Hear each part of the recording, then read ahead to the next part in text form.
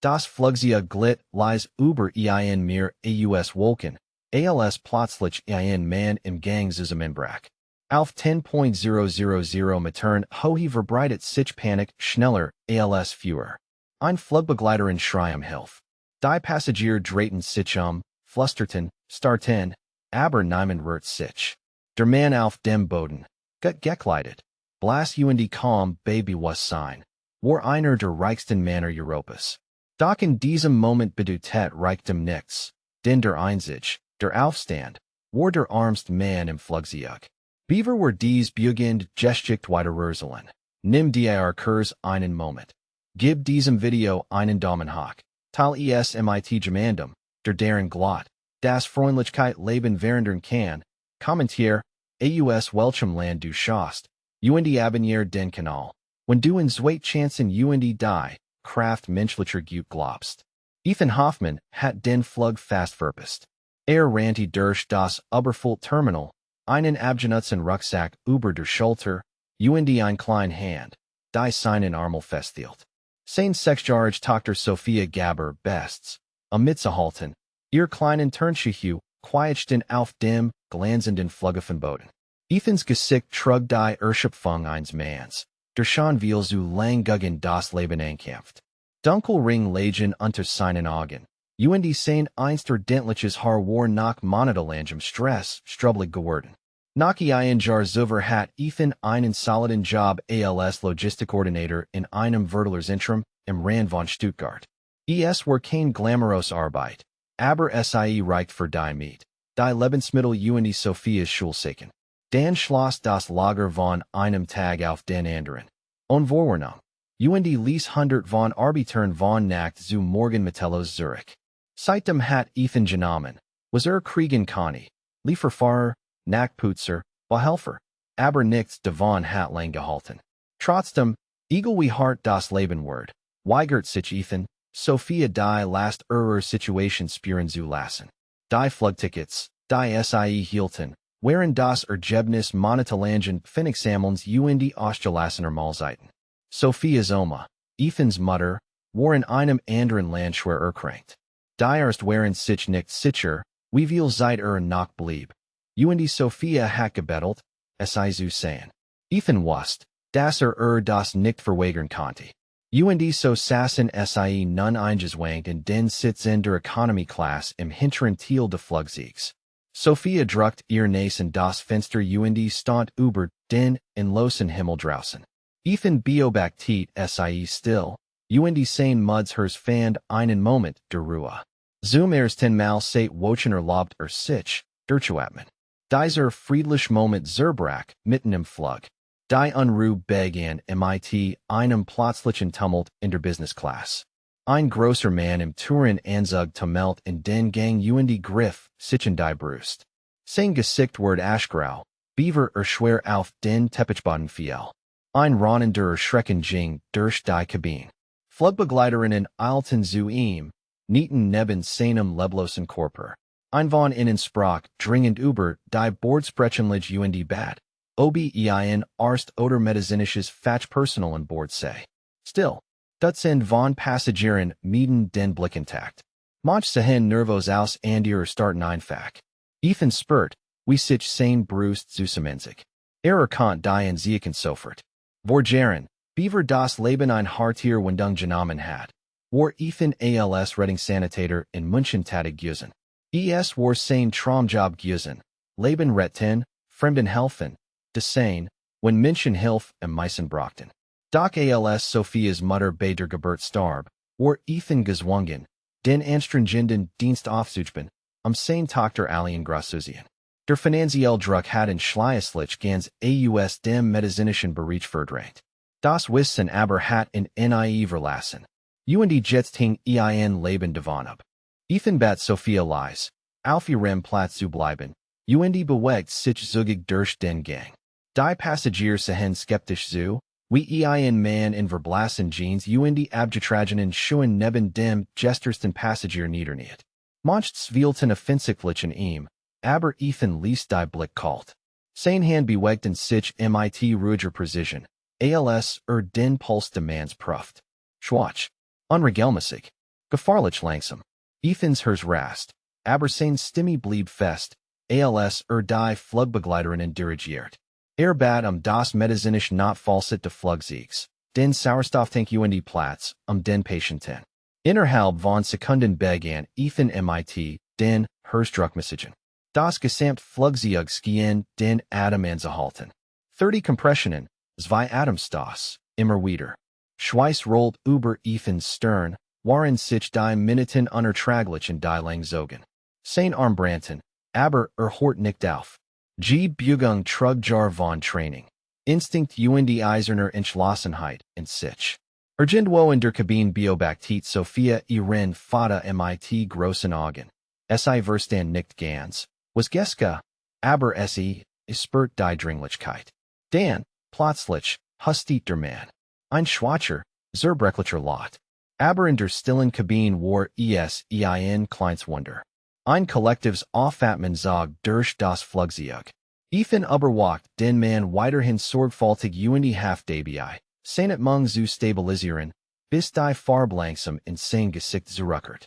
Die Sauerstoffmaske aber alle wussten, dass die Lage noch immer kritisch war. Der Mann, der zusammengebrochen war kein Geringer als Roland Voss, ein milliardärer Technology-Investor, der in ganz Europa bekannt war.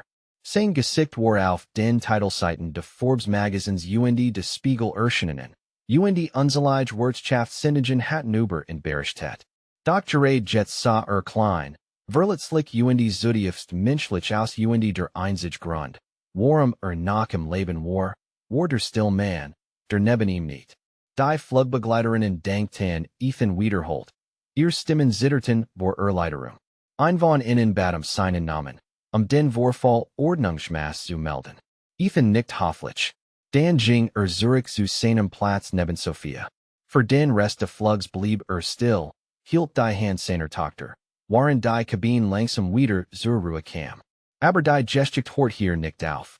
Als das Flugzeug schließlich landet, alten Sanitator an Bord und trugen Roland Voss vorsichtig auf einer Trage hinaus.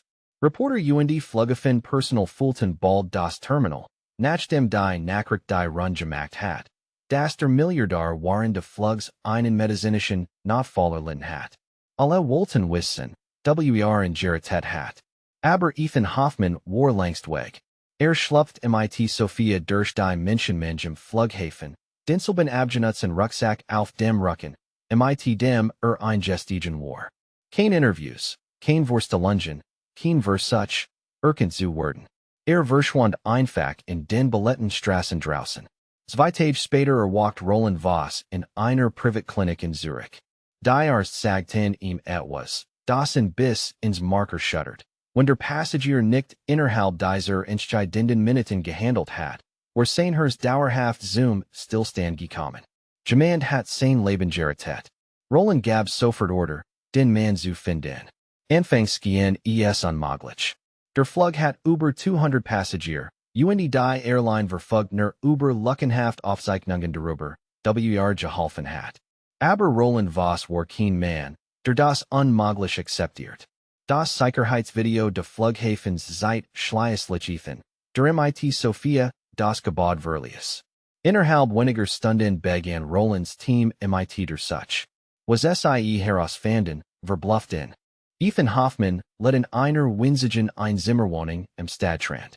Arbeitet auf Beruf auf Bostelen und Kampf darum, die Mietjetten Monat zu bezahlen. Und trotz allem beschrieben in die Nachbarn immer gleich. Freundlich, ruhig, und mit ganz im Herzen seiner Tochter hingeben. Roland saß schweigend, nachdem den Bericht gelassen hat. Ein armer Mann hat einem Milliardär das Leben gerettet, und nichts dafür verleiht. Unterdessen nicht, das in Jemand sucht.